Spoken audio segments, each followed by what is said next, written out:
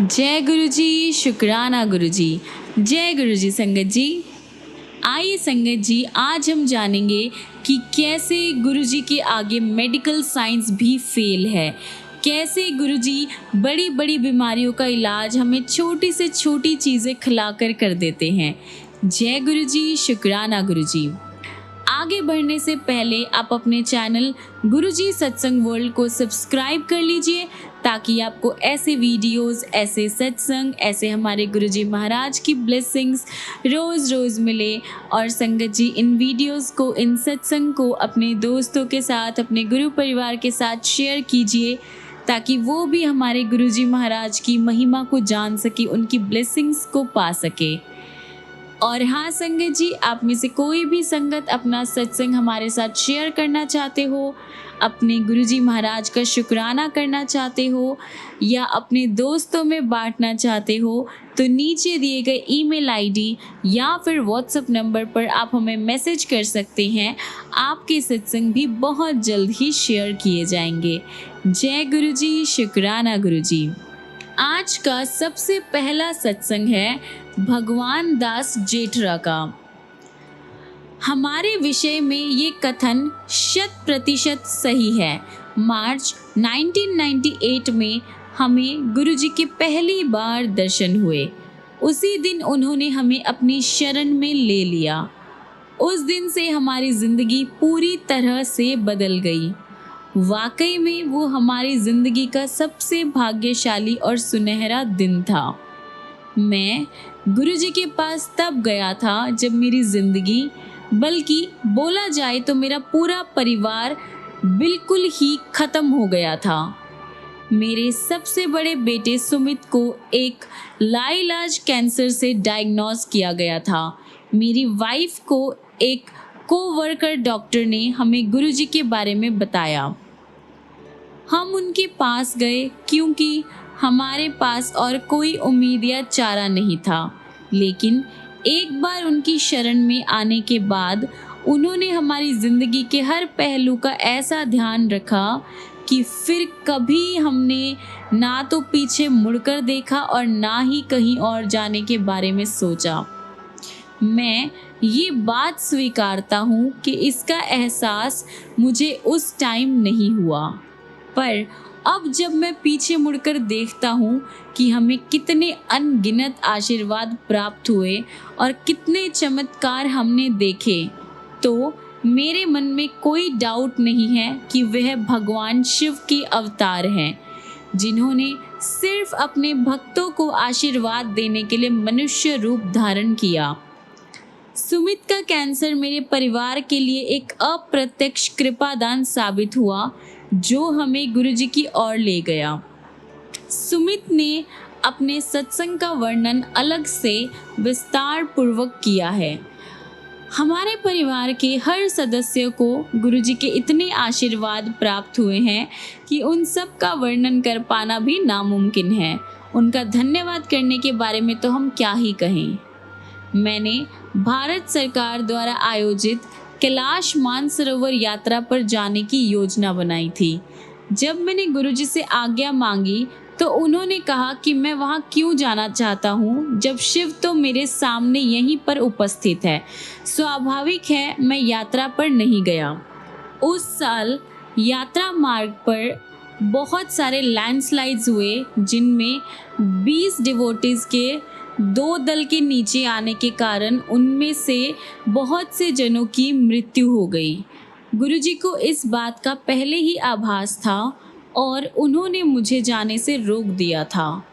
बाद में वह बोले कि देखो, मैंने तुम्हारी जीवन रक्षा की है। मुझे बहुत ही ज़्यादा हार्ट का डिजीज़ था और एंजियोग्राफी की सलाह दी गई थी। गुरुजी के कहे अनुसार ये all India medical science hospital में हुआ। इस पद्धति के बाद मुझे इंटेंसिव केयर यूनिट में ले जाया गया क्योंकि मुझे बहुत लाइट सा दिल का दौरा पड़ चुका था। मेरी 2 आर्टरीज करीब करीब पूरी बंद थी और तीसरी 90% बंद थी। उसी दिन दोपहर में मुझे फिर से दिल का दौरा पड़ा। इंटेंसिव केयर यूनिट में होने के कारण मेरा तुरंत इलाज हो गया। अगर मैं घर पर होता तो मेरे पास हॉस्पिटल तक पहुंचने का टाइम नहीं होता। रात 10 बजे हमें बताया गया कि मेरे दिल की बाईपास सर्जरी होगी। उसी टाइम होनी बहुत ज़रूरी है, पर 2 कारणों की वजह से ये नहीं कर पा रहे थे। पहला, मेरे दिल के अवरोधों के कारण, और दूसरा, मेरा खून पतला करने की मेडिसिन्स चल रही थी उसके कारण। मेरे परिवार के मेंबर्स ने जब गुरुजी से उनकी कृपा का अनुग्रह किया तो वह बोले कि डॉक्टर्स को अपना काम करने दो, मेरे शरीर के अंदर का वो संभाल लेंगे। फिर उन्होंने ठीक वही किया। उसी रात को मेरे दिल की सर्जरी हुई। अंदर अत्यधिक ब्लड फ्लो हुआ, बहुत ज़्यादा ब्लड फ्लो हुआ और बहुत सारी मुश्किलें भी थी, पर गुरुजी की कृपा से सब कुछ अच्छे से हो गया। अब वो टाइम बीत गया है और मैं बिल्कुल ठीक हूँ। इसमें कोई दो राय नहीं है कि उन्होंने मुझे न्यू लाइफ ब्लेस की है। एक थर्ड अवसर यानी एक और मौका जब गुरुजी ने मुझे न्यू लाइफ ब्लेस की। 31 दिसंबर 2006 को हर साल की तरह बड़े मंदिर में आयोजन था। देर रात में जैसे संगत ने जाने के लिए गुरुजी से आज्ञा लेनी शुरू की। उन्होंने मेरे परिवार के मेंबर्स को तो जाने की आज्ञा दे दी, पर मुझे रुकने को कहा। 1 घंटे के बाद उन्होंने कहा कि उन्होंने मुझे न्यू लाइफ दी है और अब मैं जा सकता हूँ। उस टाइम मैं उनके शब्दों का तात्पर्य नहीं समझ पाया, पर जब मैं घर पहुँचा तो पता लगा कि रास्ते में जिस कार में मेरा परिवार जा रहा था, घने कोहरे के कारण एक्सीडेंट हो गया था। ठीक उसी टाइम जब गुरुजी ने मुझे न्यू लाइफ देने की बात की थी। एक स्पीड ब्रेकर पर सामने वाली कार ने अचानक ब्रेक लगा दी और मेरे बेटे के कार रोकने के सारे प्रयास असफल रहे। वह अगली कार से जोर से टकरा गई। सामने का बम्पर और जाली डैमेज हो गए। मेरी पत्नी का सर सामने शीशे से टकराया जो टूट गया, पर किसी भी यात्री को कोई चोट नहीं आई।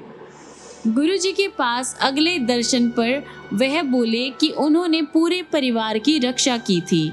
आज भी हमारा परिवार उनकी इस कृपा के लिए आभारी है। क्लियरली गुरुजी सबका भविष्य जानते हैं और विनती किए बिना जो हित में होता है वो करते हैं। अनेक बार तो पता भी नहीं चलता कि उन्होंने क्या किया है। वह सब भक्तों की हेल्प करते हैं। हमें केवल इतना ज्ञान है कि वह सदा हमारी प्रॉब्लम्स, चिंताओं और कष्टों को दूर कर देंगे।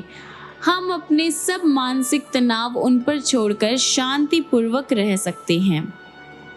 मेरे ससुर की आयु 90 साल से ऊपर रही होगी। वह डिमेंशिया बीमारी से परेशान थे, जो बड़े लोगों को अक्सर हो जाता है। कभी कभी मेरे ससुर परिवार में किसी को पहचानते नहीं थे, आक्रामक हो जाते थे और मतिभ्रम होकर कल्पना करने लगते थे। उन्हें गुरुजी में विश्वास नहीं था और कभी उनसे मिलने भी नहीं गए। गुरुजी ने मेरी वाइफ की प्रार्थना का जवाब दिया और इस रोग से, जिसका मेडिकल साइंस में पुराने टाइम से कोई भी इलाज नहीं है, उनको 90% तक ठीक करा। मेरा छोटा बेटा एक इंजीनियर है और वह पूंजी बाजार में लगा हुआ था। एक बार गुरुजी ने उससे सवाल कर उसे नया काम करने की सलाह दी। मेरा बेटा कई दिनों तक नौकरी ढूंढता रहा, पर उसे सफलता नहीं मिली।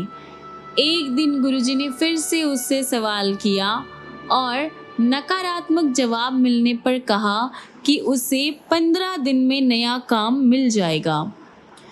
1 वीक में उसको इंटरव्यू के लिए बुलाया गया और 13वें दिन उसे नया काम मिल गया। 6 साल पहले मैं योजना आयोग से सेवानिवृत्त हुआ था, यानी रिटायर हुआ था। उसके बाद मैं कुछ काम करना चाहता था, पर मुझे कोई अच्छा काम नहीं मिल रहा था। गुरुजी ने कुछ अवसरों पर सुझाव दिया था कि मैं किसी अच्छी संस्था में सलाहकार का काम कर लूं। मैं अच्छे काम की खोज में लगा रहा। एक दिन अचानक एक पुराने मित्र मिले जिन्होंने एकदम मुझे मेरी पसंद का काम दे दिया। संयोग से ये गुरुजी की महासमाधि के कुछ टाइम बाद हुआ। इससे ये क्लियर होता है कि गुरुजी अभी भी हमारे साथ हैं और हमारी हेल्प कर रहे हैं। सेवारत होते हुए मैं चाणक्यपुरी में सरकारी निवास में रहता था। सेवा से रिटायर होने के बाद मैंने द्वारका में एक छोटे घर में रहने का डिसीजन लिया, पर गुरुजी ने मुझे गुड़गांव में एक 500 गज का प्लॉट लेकर घर बनाने को कहा। उनसे बार बार निवेदन करने पर उन्होंने 360 गज का छोटा प्लॉट लेने को कहा। आर्थिक अथवा शारीरिक रूप से मेरी इतनी सामर्थ्य नहीं थी कि मैं ऐसा कर सकूं, पर जब निर्माण शुरू हुआ तो मुझे अपनी भूल का एहसास हुआ। गुरुजी की दया निर्माण कार्य में भी विदित थी, यानी गुरुजी की ब्लेसिंग्स उस काम में भी थी। जब भी धन की ज़रूरत पड़ती थी वो अपने आप मिल जाता था। इस संदर्भ में 2 दृष्टांत पर्याप्त होंगे। सामान्यतः बैंक सेवानिवृत्त लोगों को यानी रिटायर्ड लोगों को लोन देना नहीं चाहते, पर मुझे बैंक के ऑफिशियल ने खुद ऋण देने के लिए बात करी और वह बिना किसी मुश्किल के मुझे मिल भी गया। वैसे तो हमारी पैतृक साइड की जो संपत्ति थी वो थी, मेरे भाई बहनों में मतभेद होने के कारण, और ऐसा प्रतीत नहीं होता था कि ये कभी मिट पाएंगे। एक दिन जब मैं बड़े मंदिर में था, मेरी बहन ने फ़ोन किया और कहा कि सब मतभेद अब ख़त्म हो गए हैं, एक खरीदार मिल गया है और मुझे पहली किश्त अगले दिन मिल जाएगी। इस प्रकार गुरुजी की कृपा से कभी भी धन की कमी नहीं हुई। गुरुजी ने मेरी पत्नी को तांबे का लोटा लाने को कहा। हम सरप्राइज्ड रह गए क्योंकि मेरी वाइफ को बढ़ती एज में जो प्रॉब्लम्स होती है, कोलेस्ट्रॉल और यूरिक एसिड, इनके अलावा और कुछ नहीं था, पर हमने गुरुजी के निर्देशों का पालन किया। गुरुजी द्वारा अभिमंत्रित तांबे के लोटे से मेरी वाइफ ने हर दिन जल लेना शुरू किया। कुछ दिन बाद ही वो रोगग्रस्त हो गई। एग्जामिन करने से पता लगा कि वैसे तो उसके हीमोग्लोबिन में सुधार हुआ था, पर कोलेस्ट्रॉल और यूरिक एसिड में गिरावट आ गई थी। इतने अच्छे रिजल्ट्स तो पिछले 40 सालों में कभी नहीं आए थे। इसके बाद वो शीघ्र ही स्वस्थ भी हो गई, यानी ठीक भी हो गई। क्लियर था कि गुरुजी को उसके रोग का पहले से ही आभास था और उन्होंने उसे आने से पहले ही रोक दिया। मेरी माँ जो 70 साल से ऊपर थी, डायबिटीज़ की बीमारी से परेशान थी। उन्हें रोज़ इंसुलिन इंजेक्शन लेना पड़ता था। इसके अलावा हृदय और लिवर में भी प्रॉब्लम थी, गठिया और अपचन भी थे।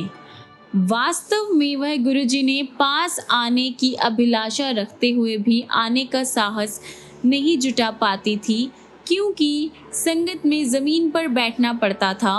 परिवार के बार बार कहने पर उन्होंने आना शुरू किया। पहले दिन ही गुरुजी ने उनकी मुट्ठी भरकर बर्फी प्रसाद दिया। डायबिटीज़ का सोचकर उन्होंने थोड़ा सा खाकर बाकी बच्चों के लिए रख लिया।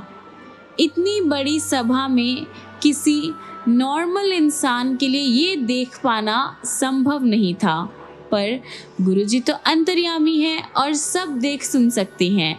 उन्होंने उन्हें बुलाकर पहले से भी ज़्यादा बर्फी प्रसाद देकर संगत में ही ख़त्म करने का आदेश दिया। उन्होंने वैसा ही किया और कुछ दिनों के बाद डॉक्टर्स ने उनके डायबिटीज़ में ऐसा सुधार देखकर सरप्राइज रह गए। उनके इंसुलिन इंजेक्शन बंद कर दिए। मेडिकल साइंस में ऐसा पॉसिबली कभी ना हुआ हो, पर जैसा कहते हैं कि गुरुजी की दया वहाँ पर शुरू होती है जहाँ मेडिकल साइंस फेल हो जाता है। उनके गठिए में भी सुधार आया और ऐसा ही दिल में रोग हुआ। वह अब घंटों अपने पैर मोड़कर बैठ सकती थी। उनके दिल की मेडिसिन्स भी अब कम कर दी गई थी।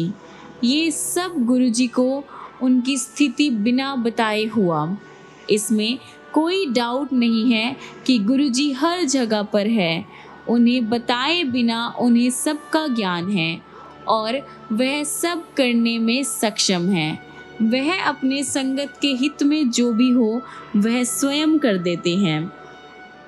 हमारे गुरुजी महाराज इतने प्यारे हैं कि हमें बिना बताए ही हमारी बीमारी को, हमारी प्रॉब्लम्स को, सबको ठीक कर देते हैं। गुरुजी आपका बहुत बहुत शुक्राना है, बहुत बहुत ब्लेसिंग्स है, आपका बहुत सारा प्यार है और बस हमारे पास शुक्राना है। जय गुरुजी, शुक्राना गुरुजी। गुरुजी अपने चरणों से हमें लगाए रखना, अपनी ब्लेसिंग्स हम पर बनाए रखना। संगत जी, अब मैं अपना सत्संग यहीं पर विराम करता हूँ। जय गुरुजी, शुक्राना गुरुजी। आइए संगत जी, अब हम अगला सत्संग सुनेंगे सबीना कोचर आंटी का। मैं सर्व विद्यमान और निराकार सृष्टिकर्ता में विश्वास करती थी। मुझे लगता था कि वो मुझे सदा देख और सुन रहे हैं। एक दिन मैंने उनको मनुष्य रूप में देखने की कामना की और वो मेरे सामने प्रेजेंट हो गए। मुझे कमर से नीचे बहुत ही पीड़ा रहती थी। कोई मेडिसिन काम नहीं कर रही थी। फिर मुझे गुरुजी के बारे में पता चला जो सबके कष्ट दूर कर देते थे। मुझे डाउट था, लेकिन उपचार की आशा के लिए मैं उनके पास पहुंच गई। मेरे 7 साल के बेटे के टॉन्सिल में पस भरा रहता था और हर 15 दिन में उसे फीवर आ जाता था। कभी कभी फीवर 103 डिग्री तक पहुंच जाता था और रात में कोई डॉक्टर भी नहीं मिलता था। मेरे बेटे को एक एंटीबायोटिक मेडिसिन छोड़कर कोई भी और मेडिसिन नहीं दे सकते थे, क्योंकि उसके शरीर पर उसके नेगेटिव असर हो जाते थे। अजिथ्रोमाइसिन, जो ऐसे अवसरों पर रामबाण मानी जाती है, उसके भी नेगेटिव इफ़ेक्ट्स होते थे। ये हर माह घटित होता था और हमारे लिए अति डरावना एक्सपीरियंस होता था। उन दिनों 1996 में भक्त अपने कष्ट गुरुजी को व्यक्त कर सकते थे। मैंने उनको अपना कष्ट मेरा बेटा कहकर बताना शुरू ही किया था कि वह मुझे पहले अपना रोग बताने के लिए बोले। साहस बटोरकर मैंने उन्हें अपने पैरों में हो रही दर्द के बारे में बताया और गुरुजी ने मात्र हुन नहीं होगा कहा। उनके कथन के अनुसार उनमें पुनः कभी भी दर्द नहीं हुआ। उनके बोलते ही वो दर्द खत्म हो गया था। फिर उन्होंने मेरे बेटे के बारे में पूछा। मैंने उसे विस्तार में न बताकर केवल इतना कहा कि उसके गले में सूजन है। उन्होंने उसे आशीर्वाद दिया और उसके गले में ओम का चिन्ह लटकाने को और परिवार में चावल नहीं खाने के लिए कहा। मेरे मन में तुरंत विचार आया कि 7 साल का बच्चा गले में स्वर्ण की जंजीर कैसे संभाल पाएगा। वैसे तो ये मुझे सोचना भी नहीं चाहिए था, लेकिन मेरे ये सोचते ही वह बोले कि उसके गले में पीले धागे में ओम डालकर पहनाया जाए। गुरुजी भविष्य देख सकते हैं, अपनी इच्छा अनुसार दुर्घटनाएं रोक सकते हैं। पहले दर्शन के टाइम ही मेरे कहे बिना उन्होंने मुझे अपना एक विद्यालय चलाने का आशीष दिया। शादी से पहले मैं भारतीय प्रशासनिक सेवाओं में जाना चाहती थी, लेकिन विवाह ने उस पर रोक लगा दी। जब उन्होंने मुझसे पूछा कि उन सेवाओं में जाना चाहने पर क्यों नहीं गई, तो मैंने जवाब दिया कि प्रेम होने के बाद विवाह मेरी प्राथमिकता हो गई थी। मुझे प्रतीत हुआ कि वो जो दर्शाते हैं उन्हें उससे कहीं अधिक पता है और वह साधारण मनुष्य नहीं है। ये घटनाएं दिल्ली में हुई। गुरुजी जल्द ही जलंधर चले गए। मेरे कष्ट फिर कभी लौटकर वापस नहीं आए। मेरा पुत्र भी बिल्कुल ठीक हो गया था। फिर मुझे आभास हुआ कि वह रचयिता के मानव अवतार हैं जिनको मैं ढूंढ रही थी। मेरे बेटे और मुझे ठीक करने के लिए धन्यवाद प्रकट करने मैं जालंधर गई। मेरी 4 वर्ष की बेटी शीत ऋतु में अस्वस्थ रही थी और उसे श्वास का भी प्रॉब्लम था। ये जानते हुए कि अस्थमा या सांस कितना बुरा हो सकता है, मैं उसके बारे में चिंतित थी। मैं गुरुजी के साथ बरामदे में बैठी हुई थी और थोड़ी देर में वह उनके चरणों के निकट ही सो गई। क्योंकि मैं उनसे उसके कष्ट बोलने का साहस नहीं जुटा पा रही थी, मैंने उनसे मन ही मन में विनती की। मेरे मन में ये विचार आते ही उन्होंने अपना एक पैर उसकी नन्ही पीठ पर रख दिया। उनका उत्तर समझते हुए मेरे मन में आया कि अब कभी भी उसे ऐसी मेडिसिन्स की ज़रूरत नहीं पड़ेगी। उस दिन से मेरी बेटी को कोई भी सांस रिलेटेड प्रॉब्लम नहीं हुई। पुराने संगत ने मुझे बताया था कि गुरुजी अपने हाथ में सचखंड यानी दिव्य प्रसाद प्रकट करते हैं।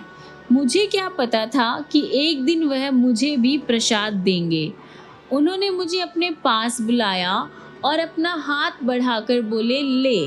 उनके हाथ में कप के आकार का एक बहुत ही सुंदर मिश्री से भरा हुआ प्रसाद था, जिसके मध्य में एक और प्रसाद था।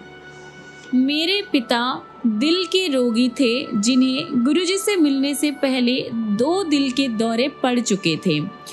जब मैंने गुरुजी को उनके बीमारी के बारे में बताया तो वह बोले कि चिंता ना करूं। मेरा आश्चर्य बना रहा। मुझे ये नहीं पता था कि उन्हें एक और दौरा पड़ेगा। हम उन्हें बहुत ही नज़दीकी हॉस्पिटल में ले गए, जहां डॉक्टर्स ने उनके बचने की आशा कम बताई।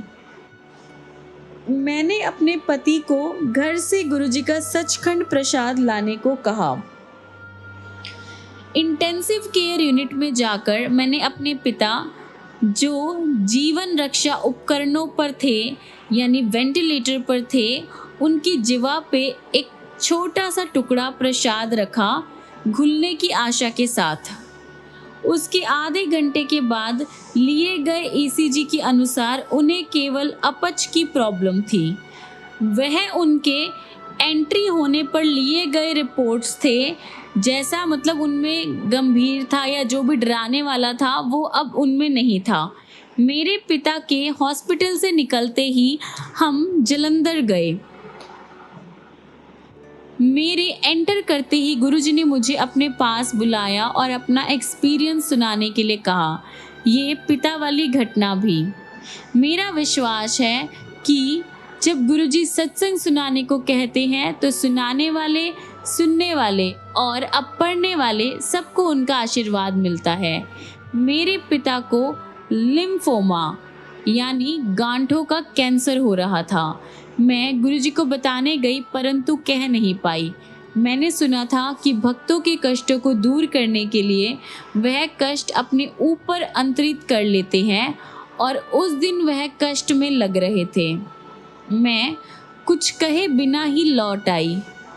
1 वीक के बाद गुरुजी ने कहा कि उन्होंने मेरे पिता को कैंसर से मुक्त कर दिया था। वैसे तो मुझे पता था कि वह मन के विचारों को जान जाते हैं, पर फिर भी मैं सरप्राइज्ड थी। फिर से किए गए एग्जामिनेशंस और इसके प्रमाण थे और उन्होंने डॉक्टर्स को उलझा दिया था। मेरी माँ डायबिटीज़ से परेशान थी। उनकी काया स्थूल थी और न वो अपने भोजन का ना ही अपनी मेडिसिन्स का ध्यान रखती थी। एक दिन उनका ब्लड प्रेशर 200 तक पहुंच गया और उन्हें पूरा बेड रेस्ट करने के लिए कहा गया। जब मैंने इसका उल्लेख गुरुजी से किया तो वह बोले कि मैं चिंता ना करूं और एक दिन वह दिखा देंगे कि वह कौन है। साल बीत गए और वह स्वस्थ सानंद रही, अपने नृत्य के इंसुलिन के बिना ही। एक दिन गुरुजी ने कहा कि उन्होंने मेरी माँ की रक्षा की है। उनके कहने के कुछ समय बाद ही मेरी माँ अपने हाथ में एक एनालिसिस का रिपोर्ट लेकर खड़ी थी, जिसमें लिखा था कि उन्हें छोटी आंतों का यानी ट्यूबरक्लोसिस और कॉलन के कैंसर का डाउट था।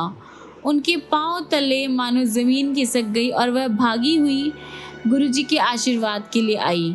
उस टाइम गुरुजी को अपनी व्यथा बताना निषेध था, अतः वह लंगर और प्रसाद लेकर वापस चली गई। अगले दिन सारे रिजल्ट्स के बाद एक वीक पहले किए हुए रिजल्ट्स के बिल्कुल अलग आए। डॉक्टर्स सरप्राइज होने के साथ ही खुश भी थे कि बीमारी के कोई भी सिम्टम्स नहीं थे। उन्होंने उनकी अवस्था को डायबिटीज़ का नाम दिया। अगले दर्शन के टाइम गुरुजी ने उनको अपना डायबिटीज़ जांच करवाने को कहा।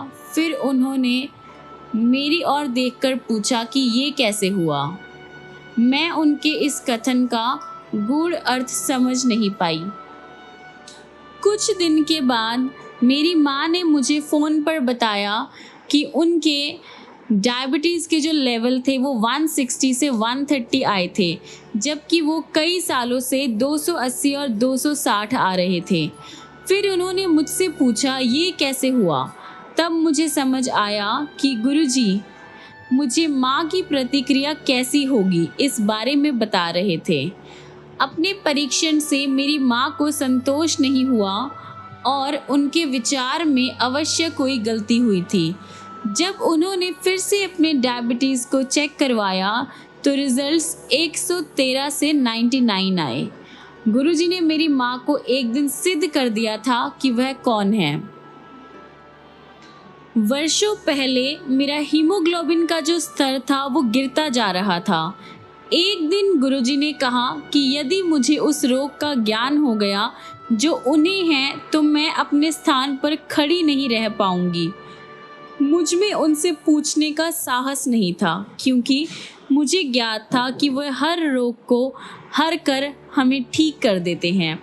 मैंने उनसे मुझे रोग मुक्त करने की विनती की। मेरे पति और मुझे 5 साल के लिए उनसे मिलने या उनका चित्र देखने को भी मना कर दिया गया। हमें ये बात किसी को बतानी भी नहीं थी। 5 साल बीत गए। जीवन में हम उत्तरोत्तर प्रगति करते रहे, लेकिन उनकी अनुपस्थिति की हमेशा हमें एहसास होता रहा। एक दिन मैंने उनसे उनके चित्र के लिए प्रार्थना की जो स्वयं ही मेरे पास पहुंच जाए, क्योंकि मैं उसके लिए किसी को बोलना नहीं चाहती थी। उनका चित्र उस अकेली पत्रिका में जो मेरे पति मंगाते थे उसमें आया। बाद में मुझे बताया गया कि वो कोइंसिडेंस नहीं था। कुछ दिन के बाद मुझे अपना दम घुटते हुए नजर आया। हर सांस लेने में मुझे मुश्किल हो रही थी। मैं अपने पति और माता पिता को फ़ोन कर केवल इतना कह पाई कि मुझसे सांस नहीं लिया जा रहा है। मेरा बेटा ऑक्सीजन का सिलेंडर लेने हॉस्पिटल भागा और मेरी बेटी ने पड़ोसियों को बुलाया। सबको चिंता थी। अकेले में मैंने उनके चित्र के सामने उनको कहा कि मुझे श्वास लेने में दिक्कत हो रही है। तुरंत ही मुझे अपनी गर्दन के पीछे, सिर और कमर में अनूठी संवेदना हुई और सांस आने लगी, लेकिन मेरे पैरों में जान नहीं थी। गुरुजी ने एक बार मुझे बताया था कि यदि उनके चित्र के सामने कुछ भी कहे तो वह सुनते हैं। मुझे एक निकट के हॉस्पिटल में ले जाया गया। इंटेंसिव केयर यूनिट में अकेले लेटे हुए जब मेरे मुंह पर ऑक्सीजन लगी हुई थी और मुझे प्रतीत हुआ कि मेरा अंत सामने है, मेरे मन में विचार आया कि मेरे पति, सगे संबंधियों में से कोई भी मेरी हेल्प नहीं कर पाया था, लेकिन गुरुजी ने तुरंत मेरी पुकार सुनी थी। कोई भी मुझे फिर से जीवन दान नहीं दे पाया था, केवल गुरुजी ही थे जिन्होंने मुझ पर कृपा की थी। निश्चित रूप से वह ईश्वर के दूत है और मेरे लिए उसके अवतार हैं। अविश्वसनीय है, यानी अनबिलीवेबल है, लेकिन सच है जब असंभव भी आपके सामने संभव हो जाए। हमने कभी ऐसे गुरु नहीं देखे जो मानवता के लिए इतना करें और कभी भी कोई उपदेश नहीं दे। गुरुजी कभी भी कोई भाषण, कोई लेक्चर ऐसा कुछ भी नहीं दिया करते थे। वो नॉर्मल तरह से बस छोटे से शब्दों में थोड़ी सी बातें किया करते थे, वरना कितनी कितनी बार तो संगत उनसे बात करने के लिए भी तरस जाती थी। ऐसे गुरु हमें कहाँ ही मिलेंगे। गुरुजी आपका बहुत बहुत शुक्राना है, आपकी ब्लेसिंग्स का बहुत बहुत शुक्राना है। जय गुरुजी, शुक्राना गुरुजी। आइए संगत जी, हम अपने आज के सत्संग को यहीं पर विराम करते हैं और ख़त्म करने से पहले हमारे गुरुजी महाराज का मंत्र जाप करते हैं। ओम नमः शिवाय, शिवजी सदा सहाय। ओम नमः शिवाय, गुरुजी सदा सहाय। ओम नमः शिवाय, शिवजी सदा सहाय। ओम नमः शिवाय, गुरुजी सदा सहाय। ओम नमः शिवाय, शिवजी सदा सहाय। ओम नमः शिवाय, गुरुजी सदा सहाय। जय गुरुजी, शुक्राना गुरुजी। संगत जी, मिलते हैं अगली वीडियो में अगले ऐसे बहुत सारे सत्संग लेकर, बहुत सारी गुरुजी की ब्लेसिंग्स लेकर, चमत्कार लेकर, गुरुजी का ढेर सारा प्यार लेकर। तब तक के लिए गुरुजी आपकी लाइफ को ब्लेस करते रहें, ढेर सारा प्यार करें, बहुत सारी ब्लेसिंग्स दें और आप भी गुरुजी को दिल से याद कीजिए, दिल से प्यार कीजिए। फिर देखिए गुरुजी महाराज की ब्लेसिंग्स कैसे आप सब पर होती है। बस एक बात का याद रखिएगा, गुरुजी से कुछ मांगिए नहीं, उनको मानिए और अपने आप को पूरी तरह से सरेंडर कर दीजिए गुरुजी के चरणों में, गुरुजी के दिल पर, और गुरुजी को समर्पित कर दीजिए। फिर देखिए नज़ारे ज़िंदगी में गुरुजी कैसे ब्लेस करते हैं, कैसे आपकी हेल्प करते हैं। जय गुरुजी, शुक्राना गुरुजी। जय गुरुजी संगत जी।